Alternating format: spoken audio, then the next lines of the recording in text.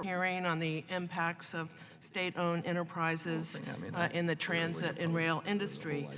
Throughout my career in public service, I have supported Buy America and Buy American laws. In fact, I've consistently co-sponsored legislation to improve these laws, and I continue to believe we must strive to do everything possible to promote jobs and manufacturing in our country and in California, which is my home state.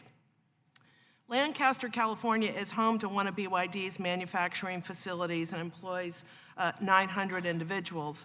Lancaster is very close to my congressional district and probably employs many of my constituents. I've heard from the sheet metal, air, rail, and transportation workers unions that represent most of these employees, and they have raised real concerns about the loss of jobs should BYD be prohibited from doing business with our local transit agencies. I'm also concerned about how this issue relates to addressing climate change. In California, we've passed a new law requiring transit agencies to transition to zero-emission buses by 2029. I believe we should pass similar legislation at the federal level, and I've introduced the Green Bus Act to accomplish that purpose.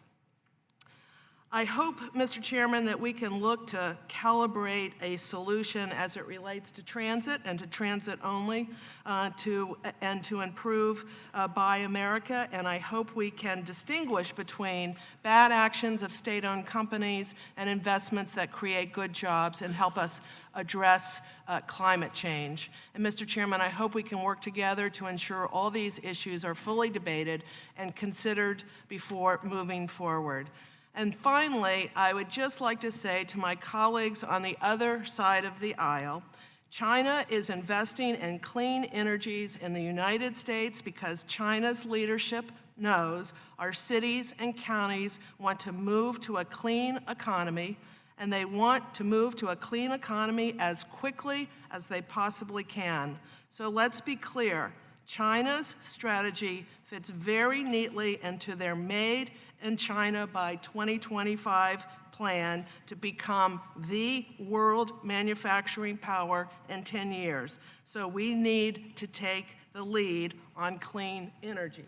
So I've gotten that off my chest, and I will then ask, I'd like to ask Mr. Paul, and this question is directed at transit and not rail. Is there a solution, a calibrated solution, that does not simply just require creating a new U.S. manufacturing here in the United States? It's a good question, and I will say I come this from the perspective, my background, I was a CWA member, a shop steward. I represented workers at the AFL-CIO. I have deep concern about the dignity of work and about the future of work in the United States. I think there does need to be a level playing field, and I think that BYD as a corporate entity owes some answers about some of its subsidies and what have you. I do think that, and I agree with you, that electrification is the future and that we ought to be a big part of it and investing in it as well.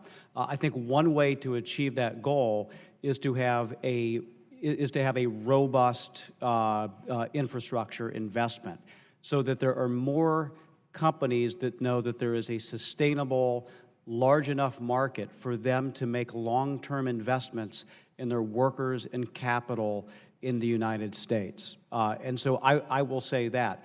I don't think it's a question of pitting the workers in Lancaster against everybody else. We are all in this together. And I